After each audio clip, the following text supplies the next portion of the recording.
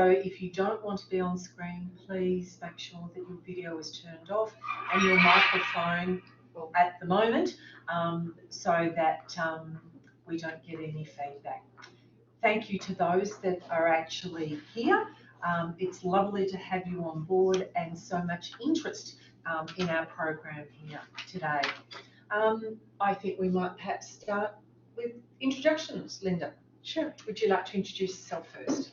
Okay, but thank you all for participating. My name is Linda Hafner, and I'm the Senior Program Assistant who will be helping you from the time that you apply until you graduate. So I will provide you with lots of support, and I will be answering questions regarding what is the admission requirements, the cost of the program, and what do you need to apply.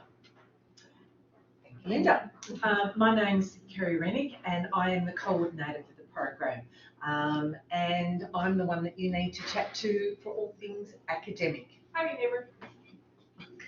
Right, we have an open door and lots of people calling in to say hi. Before we get started, I'd like to do acknowledgement of land. For Linda and I here at Point Grey in Vancouver, we are gathered today on and actually occupy the traditional, ancestral and unceded territory of the Musqueam people. And UBC has an acknowledgement that we are here on Musqueam territory on our website, and I think one of the slides will actually take you to some of that information as well if you are interested. For a number of you, you will be also on unceded territory or even treaty territory, and acknowledgement of that is a very, very important aspect of it. So let's keep going and let's go through what it is that we've got in store for you and what it is that we can do to help you and support you to make some time in the program and some space. We'll go through program details first, an idea of the learning outcomes, a bit about the schedule that we'll be asking you to go through, and we'll be giving you one student's testimonial in a written one. And we have joining us today Mr. Joe Tong, who is a colleague of mine here, but he is also a graduate of the program. So if you're actually interested in some inside information about what it's like to be a student in the HEAL program, Joe will be more than happy to help you out with that as well. So let's get started through all the details, things that you're actually here for, and let's work through that in a timely fashion so we can get to answer your questions. All right, program overview, ladies and gentlemen. Make sure I'm on the right page. The Masters of Education, Human Ecology and Everyday Living is located within the Faculty of Education here at UBC, and in particular at the Department of Curriculum and Pedagogy. And so there's some information there about what this department is actually aiming to do and what it involves, and also our department head, Dr. Samson Nashon, is also there as well. And I'd like to acknowledge his support and ongoing support for this program. He's a very strong advocate for us, and much of our success is actually due to his support. And next up, program details. We have been running this program since 2011, and we started with 21 students. We've now moved on with subsequent cohorts where we've actually got a further 63 students that have completed the course, both from Canada, all the way across Canada and internationally as well. We've had students previously from Africa. We currently have a student who's from the Caribbean, and we're more than happy to work with students in other locations, including those as well. This is a unique program in that there aren't many master's programs dedicated to the home economics professional, and those people that actually have an interest in the areas that fit in underneath home economics, human ecology, family studies. And the program consists of 30 credits, of which 8 are core courses, which are all offered online, and 2 electives that might be online, or in fact we can accommodate with face-to-face. There's some information about the application deadline, which is in April, and Linda will take you through a little bit more about that a bit further on as well. What we're going to ask you to do in the program, which is our next bit, please, Linda, is that there are some learning outcomes that we ask you to do, and some of it will entail you actually developing a little bit more of a critical perspective about the sorts of things are associated with teaching and learning within the home economics education area. We'll be taking through different approaches to curriculum development and implementation. We'll be acknowledging that education is not just in K-12 schools, but also includes in much wider community contexts as well. We'll take you through a little bit of the history, the current positioning, and some of the future possibilities for home economics profession, and helping you to take a stance and to take some ownership of what it is that you can contribute to the profession as a result of this master's program. The schedule, we actually take it through in a fairly lockstep way for the core courses.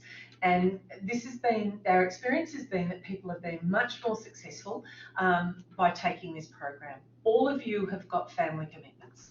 All of you have relationships with friends and your communities. And some of you have got jobs that you also need to do that you actually get paid to do. So we've found it to be much more successful if we can offer you up a program where you actually have courses that you do one per term working through. And of course you can also do during the summer periods actually pick up a little bit more so that we actually get you through the program. So what you have there in front of you is a schedule for year one. For those of you who are international students here in Canada, our program begins in September and therefore going through to this summer being in the May period because we're in the Northern Hemisphere there. So there are introductory courses to get you started and getting you going in the program. In year two, you'll see the same pattern but different programs, sorry, different courses that we take you through. And so we're starting to move you towards your capstone project so that you'll see that the fifth course you do is actually research methods, and we're taking you into review of research in curriculum and pedagogy, specifically in home economics, family studies and human ecology, and they are setting you up to then move towards your capstone project, and that then becomes the focus of your year. And so you see that you've actually got your master seminar, which is starting to scope out your project, and then of course in January being the last core course, which is actually your graduating project, so that you are completing by April, May of 2023. Sounds a terribly long way away, but it will go very, very fast. And of course, in that 2.5-year period, you are able to take 400 and 500 level courses that are your electives, and that's done in conjunction with me so that it fits in with the program, and Linda so that it actually meets your administrative requirements as well. Testimonial that we actually have is someone suggesting that you actually get to follow your passion. Yes, there are some things that we ask you all to engage with, but in that we actually do encourage you to actually follow your own particular areas of interest, particularly in perhaps some of the aspects of education. Some of you might be saying, well, I do home economics, but I specialise in textiles. Or somebody else may actually be saying, look, my area of specialty is family studies. That's not a problem when we invite that and we encourage you to think that through. We also have people, as I've already indicated, that come from different contexts, both across Canada and internationally, and of course the specific curriculum and pedagogy issues within those locations. We work very, very hard to encourage you to accommodate, to engage with what makes sense within your context as well. Joe might have something to say here. I'm wondering if he might wave his hand if he does. If not, we can put Joe on the spot a little bit later on about his testimonial, as I kind of do, you know, the big about, no, Joe's put his microphone on. Joe, some thoughts from you. Here, I'll show your face. Hi. Hello. Hello, Joe. Lovely to see you. And Yeah, I don't know I'm if you might be able to go up just a fraction higher. You are very quiet, which I know is not normally you. Oh, okay. Let's see if I can do that. Okay. I actually don't know how to do that. All right. Is it still pretty soft? It's very, very soft, so perhaps you might need to use your teacher's voice. Okay. I'll just yell into this then. Oh. Let's see. Maybe you can get one of the types.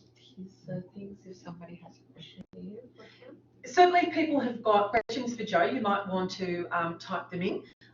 But Joe, any thoughts or comments as a successful member of the HEAL family?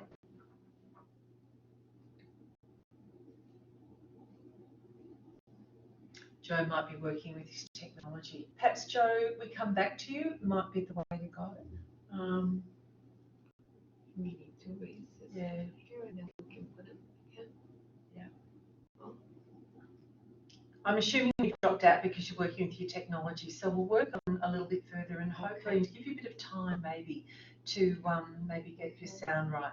So I'm going to pass over to Linda now. Linda's going to take you to the nitty-gritties about your admission and application.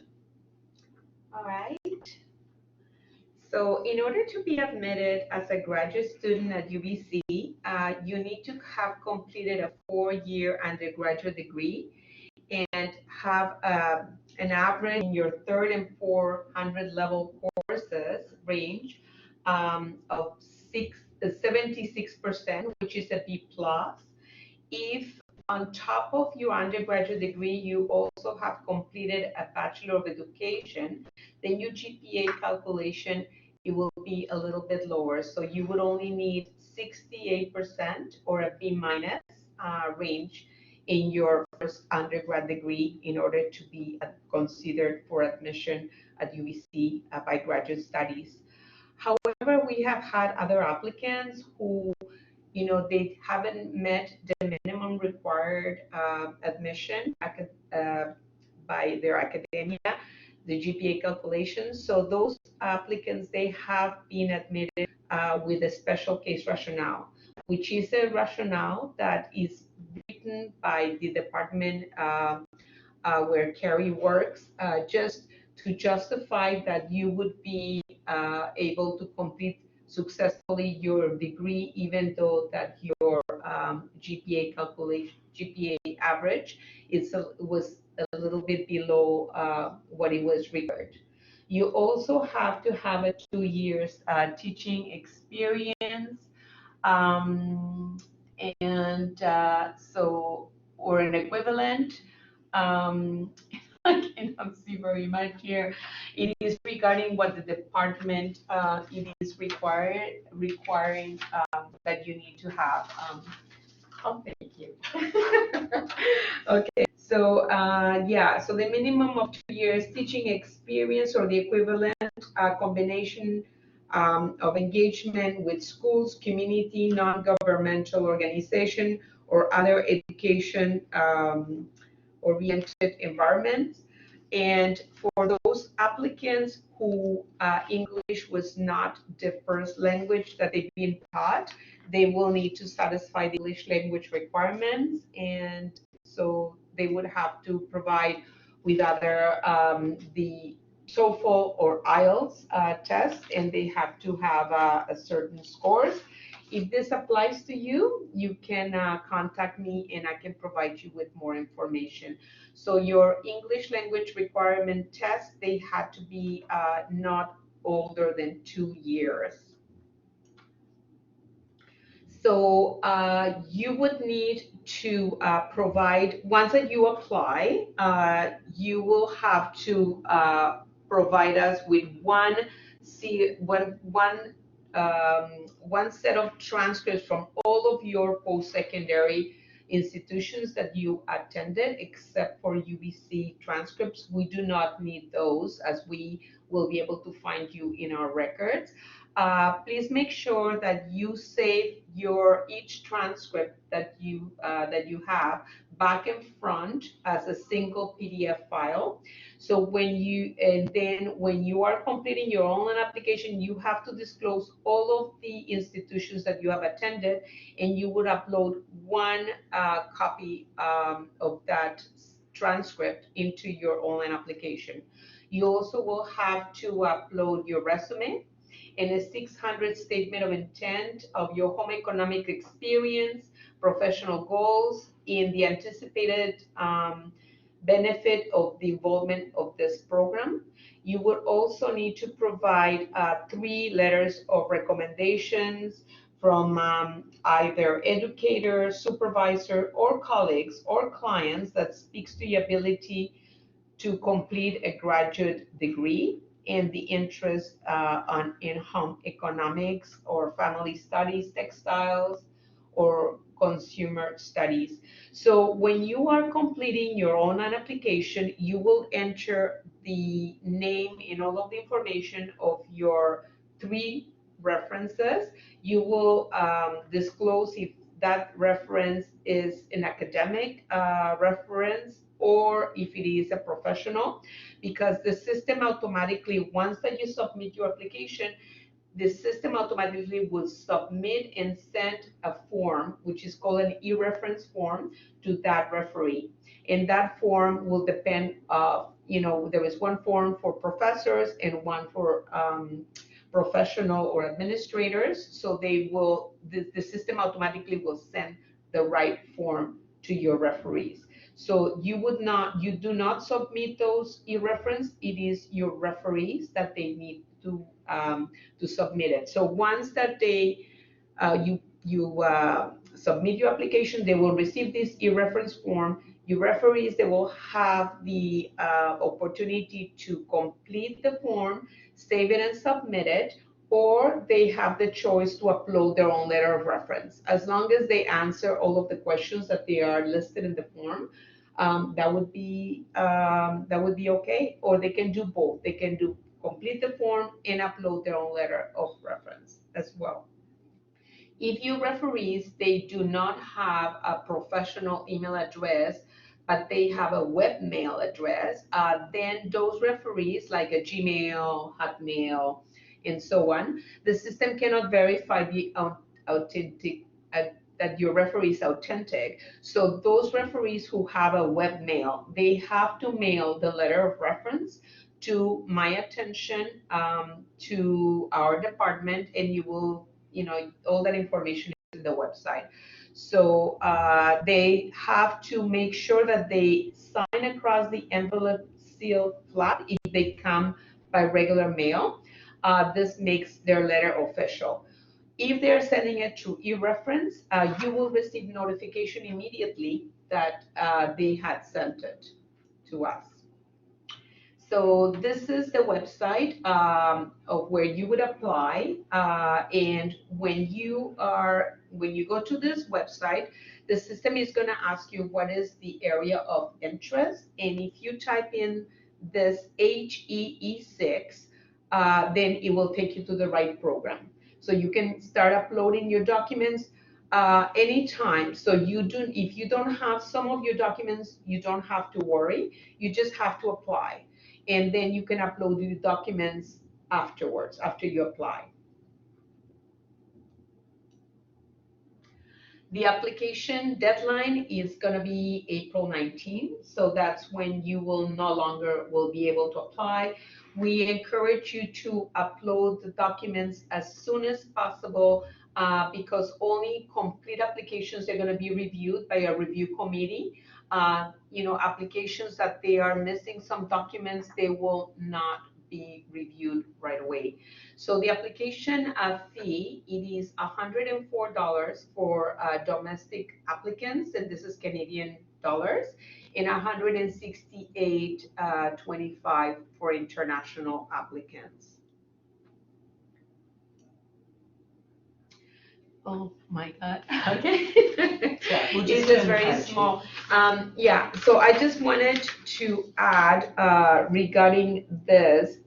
So if you are, just make sure that you do apply and just to the correct program. So if you enter this, you will not be applying for a different program because otherwise you will have to repay for the application fee. And yes, for the tuition cost. So you would be, the current program total cost right now is $15,140 and change Canadian for Canadian students, and international students, they pay a little bit extra, which it is $15,437 and change. You have additional student fees attached to you. So this is your tuition. and this is payable over 8 installments. Each installment for Canadian applicants, it is 1,892 and change. In international, it is 1,929 and change. These are subject to change to increase in May of every year. Approximately, it is about 3%. So you are not paying for each one of your courses. I just want to emphasize. So you are paying for your whole program. So if you would like to take additional courses, you only need 30 credits of the courses that Dr. Carrie Renwick showed you before. So some of them require courses, some of them they are electives. So you need to have a total of 30 credits. Dr. Renwick, you will have to let her know which electives you want to take. So she needs to approve all of your courses to make sure that all of them, they are appropriate for this degree. And so if you want to take additional courses, just make sure that you talk to Carrie, and she will let you know if one course it is too heavy, and if it's not appropriate for you to take it now. As long as you take it within the duration of your program, you won't have to pay for those additional courses. But it's very important that you have to pass all of the courses, even if they are not part of the program. Otherwise, you will not be able to graduate. So you can audit courses if you're really, really interested in some courses, as long as your professor, the professor who's teaching those courses, it's okay, you can audit them, and so you will not be, you don't have to have a grade, you will just take it out of interest. So the tuition payments in your, you can do payments either through bank transfers, to check, money orders, or through credit card. So I just wanted to emphasize that this program, it is a part-time program, so you would be admitted as a part-time student. So once that you're applying, you will have to acknowledge that. This would allow you to study and work at the same time. So you would be admitted as a part-time student, which means that you would not be eligible for government, UBC government student loans or bursaries for this program. So you would be paying through, then you're allowed to work at this time. So your courses, it's manageable. So this way you can, pay your tuition. And so, yeah, I think that, my name is in the screen, my telephone number and everything. Again, here it is, the website link. Here, if you go to this website link, it will show you where is the link for you to apply for this program. And yeah, we're taking, I just wanted to go back a little bit and mention about all of your transcripts. So once that you apply, you have to upload official transcripts. So they cannot be just grades. They have to be official transcripts. And only once that you are admitted into the program, then you would have to send the sealed official transcripts to the Faculty of Graduate Studies, that it will match the transcripts that you're uploading in your online application. So for instance, you took a degree at UBC and you took some courses that they were transferred to your degree at let's say Langara. So you would need to upload just the Langara transcripts, not the ones from UBC. So yeah, I don't know if you want to maybe speak and ask questions, or if you want to just write them down. So we will read them aloud. If you want to ask the question, just raise your hand, and then turn off your mic as soon as you have completed your question. We also have some questions that we received, and we will address those as if they were not addressed when we are answering these questions. Okay. So while people are thinking through what they'd like to do, Joe, are you online with your technology? I think so. How is this? That's better. Okay. Can everybody And hear Joe? Can you just type if you can hear him? yay! Okay. I ended up plugging in this like podcast microphone, so it should be like studio quality. Calusa, Emily, yes. So we're looking good. All right, we'll see how we go. All right, Joe, Okay. we're all yours. Some thoughts and ideas. Thank you, Caitlin. Okay. Yeah. Well, the quote that you had before, just about following passions and just being able to have, your interest developed, I think, through this program, really hits it on the mark. I think in terms of teaching practice, in terms of uh, just kind of broadening our minds about the history, the purpose, the kind of the whole reason why we do what we do in home economics education. That was really something that gave me that drive to go further into my studies, as well as just teach in a way that was a lot more informed and developed. So I think it's a really great program just for our own thinking, our own purposes in education. And it was really, really good in terms of the part-time aspect, the time, that, when you feel like you're ready to do it. I think that's really important too. And it was really, really good time. So. And I know that you made some wonderful connections with people in your cohort that you still continue. Isn't that right, Joe? I sure, yeah, no, I sure do, and these are people that we bounce off ideas all the time, and really you create this really tight knit network of people that kind of think the same way as you, and you're able to have that like-minded conversation around teaching practice, around different pieces of content, different kind of irks and quirks, and kind of moments in teaching that really will make us all better professionals. So Thank you for that, Joe. Appreciate you're it. welcome.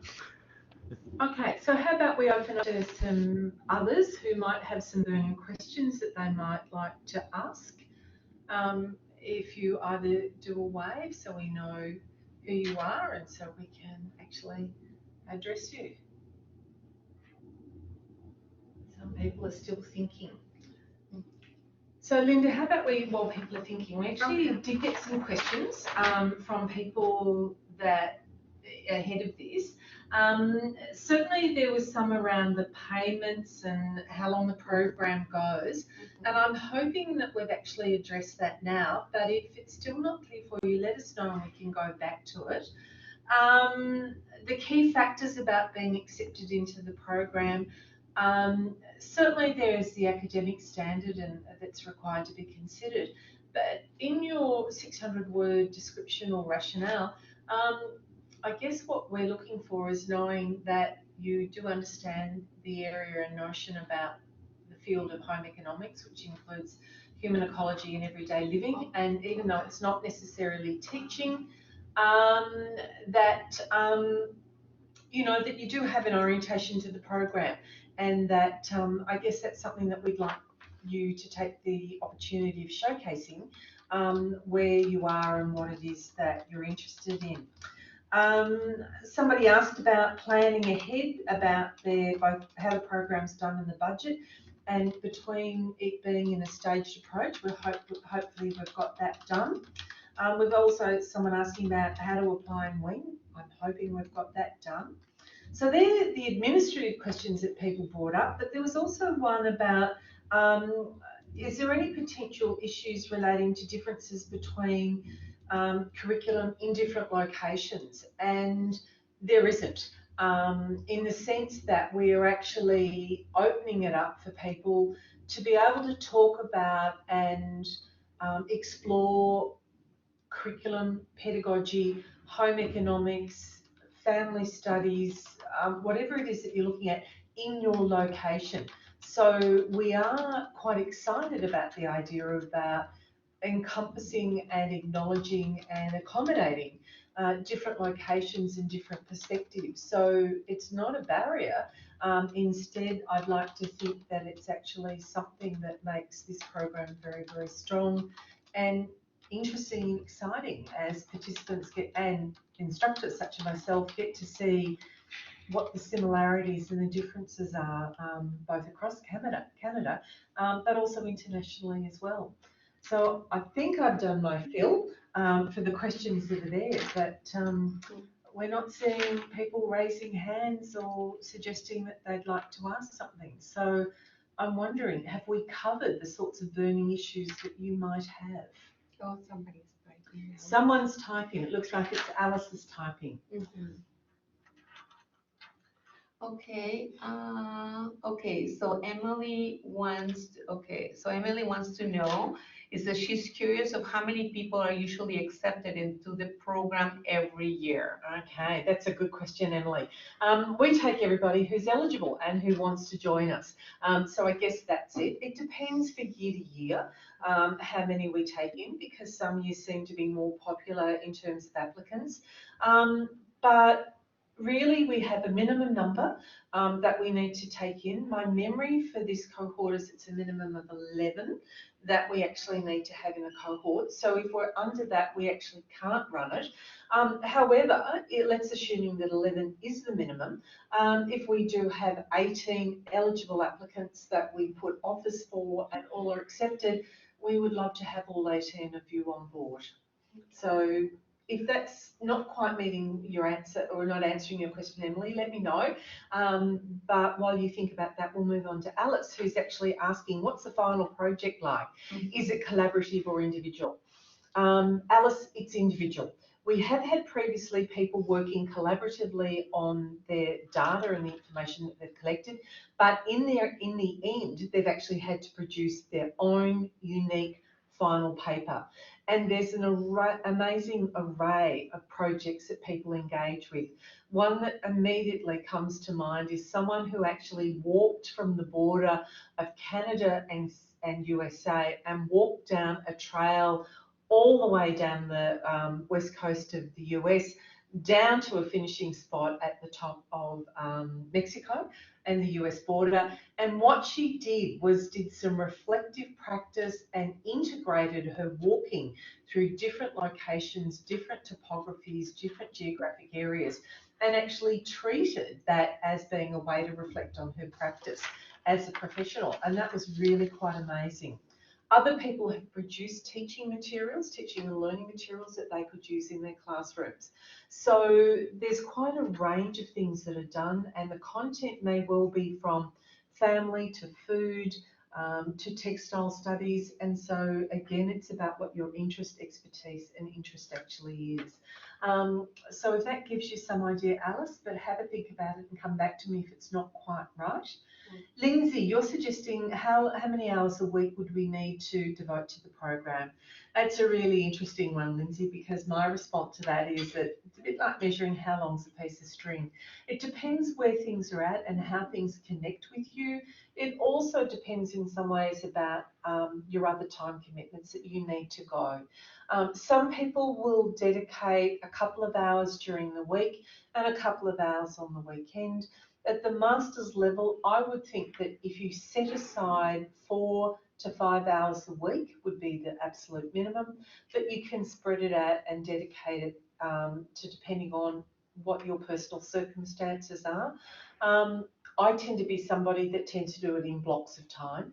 Other people seem to be okay about dipping in and out and spending less time per visit, but doing it more often. So if you're probably thinking about an entry level of about 4 hours a week, keeping in mind that if you're in a master's course that was face-to-face, you would be timetabled for 3 hours. That would be your class, plus some time out of that where you would do your pre-reading and then spending some time on assessments. Some people say you should donate what is your face-to-face time, you should be doing an equivalent amount outside that. So if it's 3 hours face-to-face, you need to spend probably 3 hours per week outside it. Because we are online, maybe it's not quite so much, but definitely 3 to 4 to 5 hours a week would be absolute minimum. How are we going? Emily? No, Clarissa. Emily's got it. Yes. She thinks she's good. Okay, so Clarissa, is it possible to take a break during the program and take longer than 3 years? You can do time out, and people often do. We find many of our students have commitments with their families, and that includes not only for children, but also for parents as well, in addition to their own circumstances. It is possible to take academic leave, and we would ask that if you do need to take leave, that you do stay in contact with with Linda and I, to make sure that we're giving you the best advice and that you're actually taking the leave in the appropriate way, and that the department or the School of Graduate and Postgraduate Studies know what you're doing and why you're doing, and so you're not seen as having an unexplained lapse in your studies. So yes, that is possible. Okay, Emily, I mentioned the 600-word statement earlier. Is this statement for us to explain our experience thus far, for you specifically, for explicitly home economics, or teaching in general? Your circumstances will determine what that is. So if you are specifically involved with home economics education, then that's a really good place to start. If you are building across other areas and branching into home economics, then you would want to show what that connection might mean. Some people have got very, very strong media studies or social studies in terms of their practice.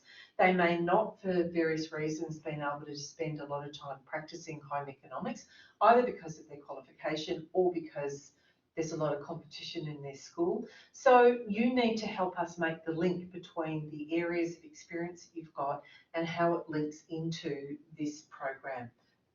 So hopefully, Emily, that's actually meeting your question from there. Have a think about that and come to us. Alice, are there any networking or practicum opportunities within the program? One of the things that I was hinting at when I asked Joe about him remaining in contact with folk that are in his cohort was getting to some of this idea. I do know that in various cohorts there is a lot of networking that's actually going on, and so people are often sharing job opportunities between different locations and actually saying to their colleagues within the cohort, have you seen this? Are you interested in this? Is this something that you might consider?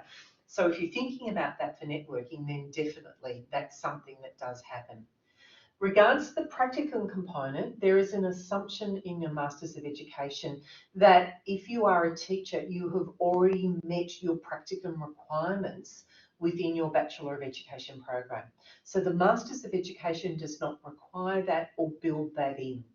Having said that, if you were, for instance, to be thinking about your graduating project, and you needed to go to a location in order to investigate it, it would be done as part of your research approach, but not a practicum per se.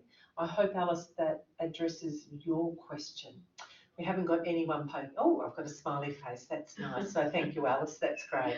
I don't know if other people might have some other thoughts and ideas at this particular stage that they might like to explore.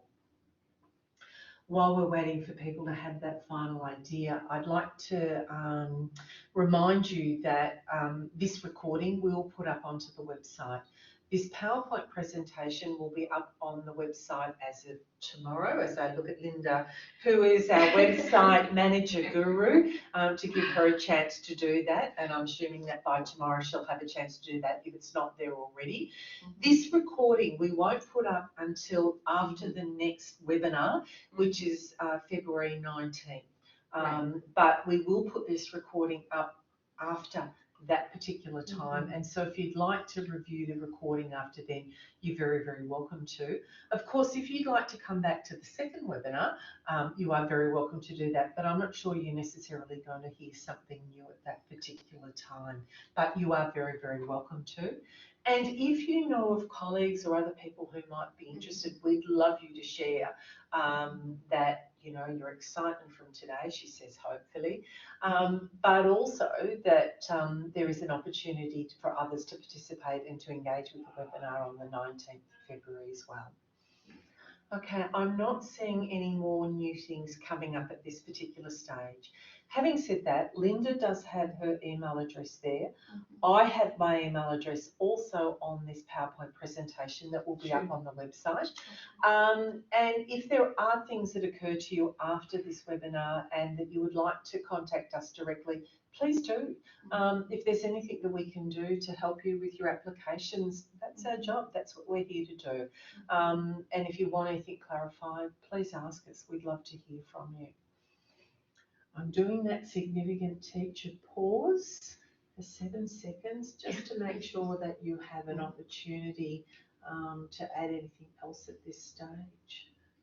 Also, if you prefer to speak, just click on this icon here and raise your hand, and then we can all hear you and turn on your mic in order for you to speak, if you prefer, rather than typing.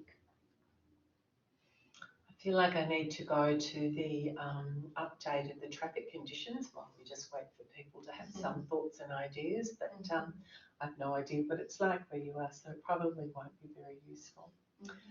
Looks like we might be at the end of it, but as I said, please feel free to follow up with Linda and I. Thank you for taking the time to join us today and share your questions and ideas, because they're often ideas that other people also have as well. So thank you for doing that. And we really look forward to your applications and any further questions if that's what you need. So thank you very much, and we'll hear from you soon. Take care.